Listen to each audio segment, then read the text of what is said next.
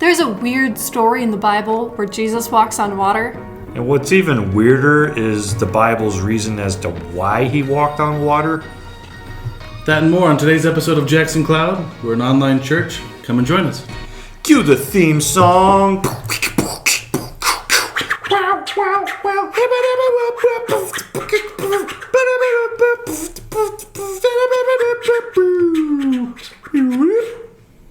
I might just use that audio for the theme song. Today we will be playing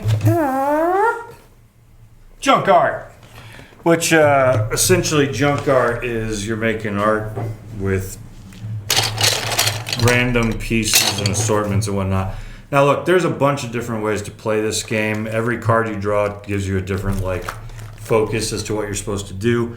I'm just going to make up my own focuses that I want you to have, or foci, I don't know what you call it. Slash, I may be using some that already exist because there's so many I don't remember all of them. But for starters, here are all the pieces in cards. I'll put them right here for you to draw. So we'll draw one of these, and that's the piece we have to build? That's the piece you have to put on. Cool. We're just going to go very basic for starters. Nice little You're building on top of these little black bricks. And whatever you draw, you have to put on. If you drop, once someone has knocked off 3 pieces, the game ends and we'll see whose is the tallest. So that will be our first round. Okay. So, Olivia, go ahead and draw first. Okay, I got the floaty. And I have a gray cylinder. Ooh. Okay. I have a red. This one. No, that one. Perfect. Thank you. What in the world? Alright.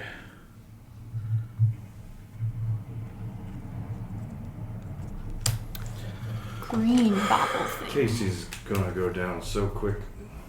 That is very true. Oh gosh.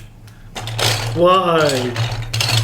I'm just going to start throwing these extra pieces over here. Right. So we can maybe look through them easier or something. I don't know. Okay. This little guy.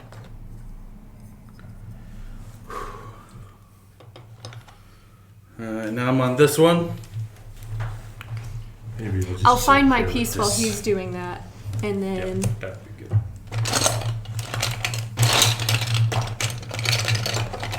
Okay.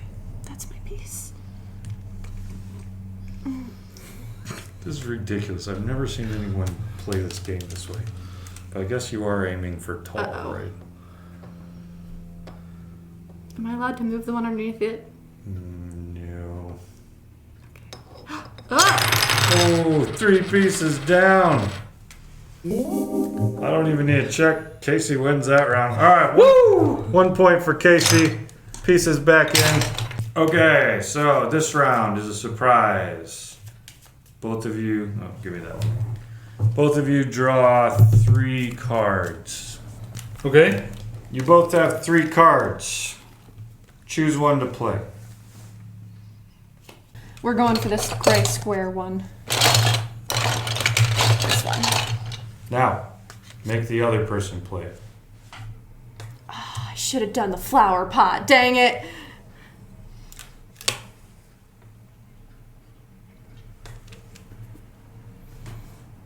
All right. Now always draw back up to 3 and make the other person play whatever you want. The surprise is now out there. Okay. Here you go. Here you go. That's not gonna... That's fine.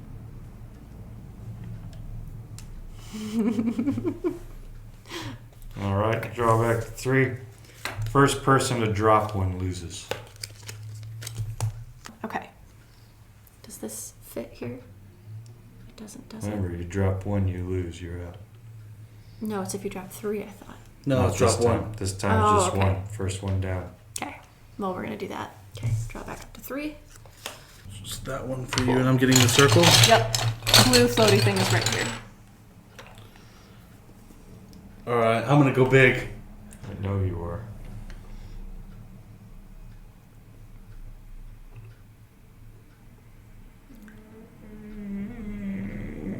What? We've got a skate park versus I don't know. An antenna. An antenna, yeah. I'm gonna go with this one just because I think it'll be. Oh, well, this one because I think it'll just be hard for you to find a spot. Yeah, what is your plan there? So I should say you can use a piece to move other pieces. Right, but you're gonna knock it over if you do that. What on earth? I don't like playing this game with Casey. I'm glad I'm not playing. He's scaring me. Okay, whatever he does next is gonna be easy for him because he's got a nice spot there for it. Oh, that was bound to happen. I know. I'm It's not just surprised. unfortunate that it happened when he was doing his card and not actually putting something there. Because that was your next one. That's fine. I would have just put it on here. Right. I still hadn't decided where to All put right. yours. Let's go ahead and do Yeah. one more. This time, get rid of your chairs. Interesting. Go ahead and draw 3 cards. Choose one to play.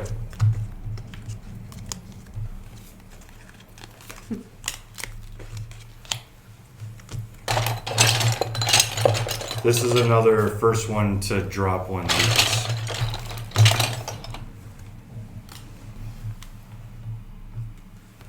All right, go ahead and draw another one. Now switch places. Ooh, I like this. This is interesting. Okay. First person to drop one loses. Just go fit right in there. Actually, no. Let's do this. I'm assuming we're switching back and forth every time. Yep.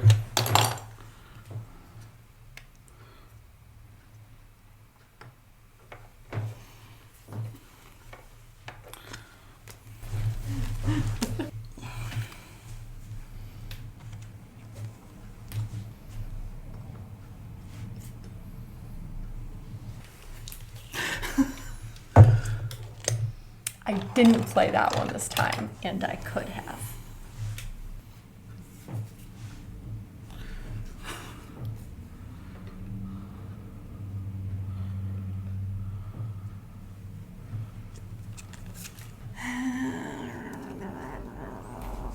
Oh no, this is easy. Okay, here we go.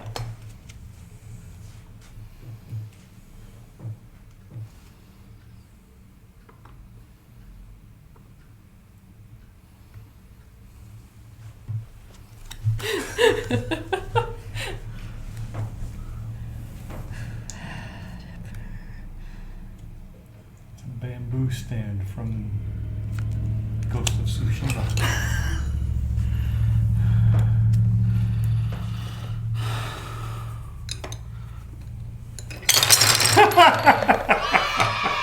Tried so hard to stop that from happening. That was a great fit. Look at that! Look at that! All right, Monday we talked about bacon. Wednesday we Bacon. talked about bread. Bread. Today we talk about water, and it's Jesus walking on water. Which, you know, what? Why? What's the reason? To get to the other side. Wait, is this not a knock-knock joke? It's Because not, he could. but- Also, that's not knock-knock jokes. Those are chicken cross the road jokes. So to get to the other side, which may have more merit than you think, because he could, Because he could? which may have more merit than you think. What else? There's a theme we've talked about before that you can fit into this. Yeah. Is it water is chaos and he's walking over the chaos because he doesn't sink into it? So Wow. I would say that is a theme going on here. Again, we've been talking about this. Water's chaos. Water is, outside of God's ordered environment. Did I get it right? I think that is right. I think it's one of the elements going on here. There's a 30 Rock episode where they bring in Buzz Aldrin. Sorry, guy who went to the moon. And they make him look like an old crazy guy because they just like run into him and he's like staring off into space, staring at the moon. Like, what are you doing, Buzz? And he's like, hey, moon, I walked on your face. And I always think when Jesus is walking on water, like, hey, Satan, I walk on your face. So, yeah, I have another thing. He could have been one of the first waterbenders. It's always D&D with you guys. It's not. That's Avatar. The Last Airbender. That's a different religion. It's true, but it was just. He walked on water. People in the show have walked on water that way. Well, either way, Jesus walks on water in this passage. Is he the only one? No. One of the disciples does too. Yeah, Peter, right? Peter's always first to do everything, so. And then the first to fail at it, too. Yeah, also true. This is where, so here's where this story is hilarious to me, and it requires some backdrop. We've kind of talked about this in previous episodes, but Jesus was a very busy guy, constantly. Well, okay, so think of famous people today. Like, you go to see a concert, right? Mm-hmm. As soon as the concert is done, those people disappear. Some of them will come out to talk with the crowd.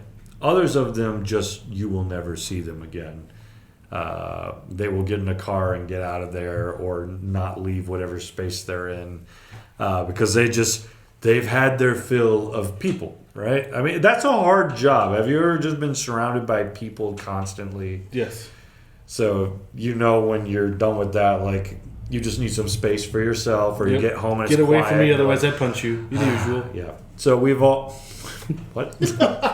Listen, after you've worked at remove name from place here, you just get it. Yeah, so you guys get it then. There's those moments where it's like, I just can't take people anymore. Surprisingly, no, not that one. Oh, okay.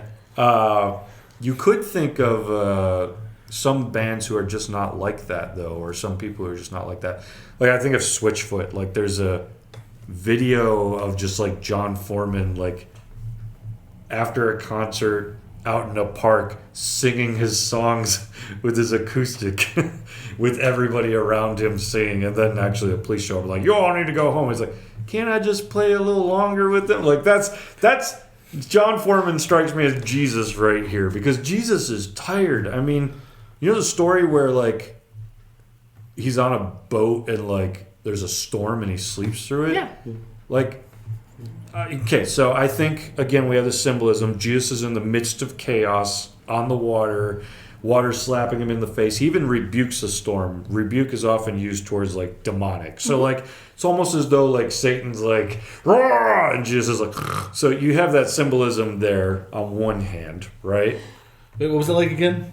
But on the other hand, that's back to our pig episode. I'm glad you made that joke because I was trying to figure out how to make it work. Bacon! But on the other hand, Jesus is dead tired. I mean, I used to think he was on like a pirate ship in my mind. I don't know why. When I was a kid, he was always like below the like whatever the thing is. The quarterdeck. Yeah, he's below the quarterdeck in a nice fancy bed, getting some sleep in that kind of chaos. He's not. I mean, there's actually been an artifact that we call the Jesus boat that's been unearthed. Not because Jesus rode in it, but simply because, like, this is the boat that they had in Jesus' time. And so we think of this. It's kind of like a very large canoe. So imagine Jesus in a canoe with fishermen who know how bad a storm must have been to think that they're going to die because they live on water, Mm-hmm. They're like, we're all going to die. And Jesus is so tired that he's sleeping through this. The reason he's so tired is because everywhere he goes, he's got people on his back constantly. And if you actually pay attention, you see... people on his back? People on his back. So as in, like, nope. Is this the Yoda on Mark Hamill during training?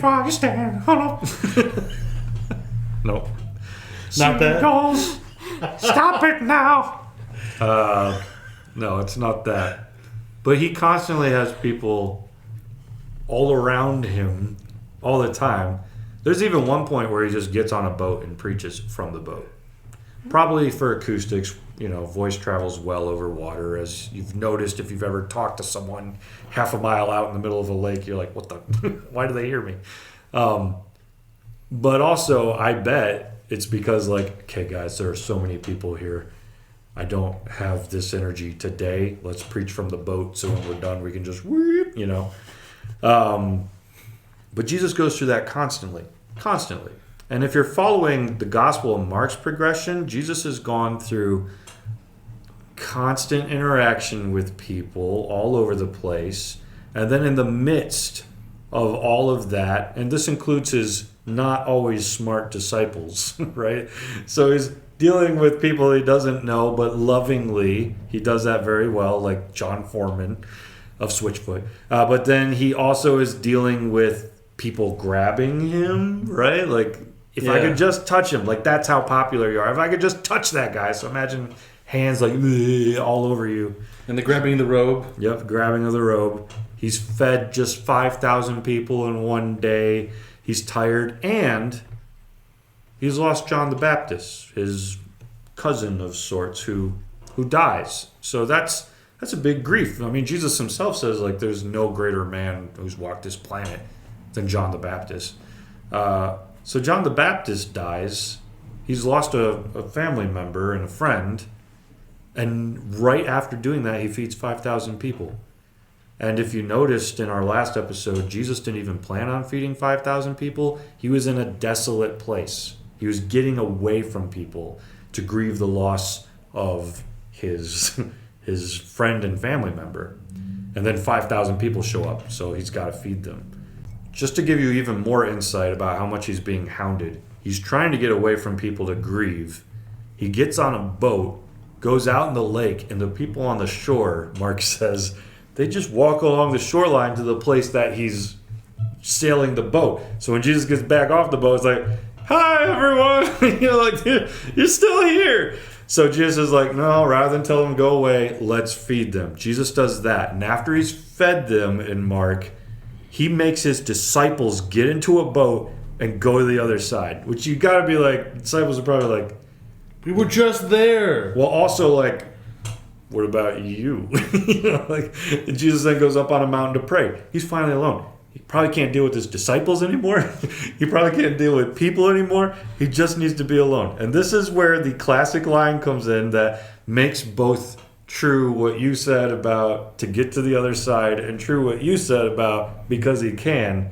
Mark's the only one who includes this. But the disciples are stuck on the boat. There's too much wind. The boat's not moving forward. It's about the fourth watch of the night. He came to them walking on the sea. He meant to pass by them.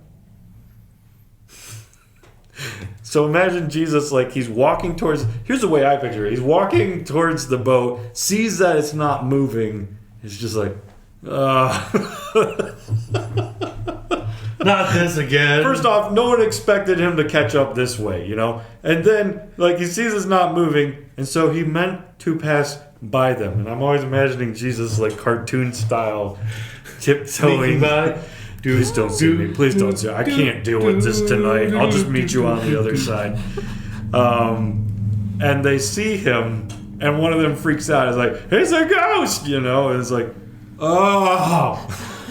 No, I'm not a ghost. You're it's supposed to be me. sleeping. And so they're terrified of him. And so he's take heart. It is I. Do not be afraid. Which makes Peter look hilarious, right? Because that's what we think is the moral of the story.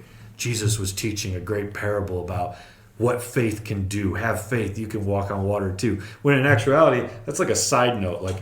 Oh, come on down here, Peter. You can do this too. Oh no, you fell in. Bummer. I put a lot of inflection here that a lot of inflection that maybe wasn't there before. But this is a complete, just from one line from Mark, it forces you to be why would he pass by? And then you read the last 5 chapters and you're this dude was tired. This dude was just like, I need a break tonight. Like, I'll just meet him on the other side. They'll figure it out eventually. And it's kind of funny because Jesus gets in the boat and the wind stops immediately. So it's like, you know, he could have, but. And then Peter jumping in the water was therefore just kind of like a side like illustration of faith, but not exactly the point of why Jesus was on the water. He was on the water to get to the other side and because he can. But along the way, many other symbols taught as well, right? So Although, here's he thing. walks on Satan's face. Like, so, I mean, granted, we can't know this, so this is just going to be pure conjecture. But how sneaky would somebody be walking on water? Not Like, well did he make enough did to he make be any caught. splash? Like when he stepped? Like was it like a small puddle when he hit it, or was it like No, because there was a lot of wind and it's enough to keep a boat in place. So it's more like Jesus surfing waves, right? Like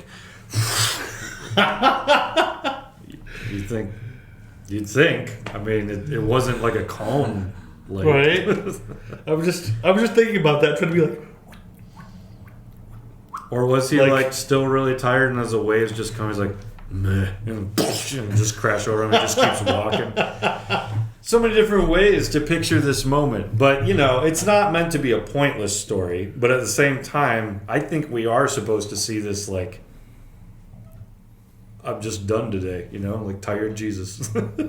It's not a bad thing. He needed to recharge too. He sent his disciples away, sent everybody away, but he had the grace at the same time to take care of crowds for his entire ministry. In every chapter of the Bible, he showed love even when he could have been like, no, not today. Stay in your corner, you know, like, get off my lawn. get off my lawn, you kids. But he never came across that way. In fact, the Bible constantly says he took compassion on them. There seems to be these moments where like he like maybe would have been in the middle of something, but out of his compassion, he had to stop. He couldn't just leave them alone. Like he had to do something. So you see this very graceful, loving, compassionate Jesus. And I think in this story you also see a like very human, I need some space kind of Jesus as well. Yeah. So, yeah.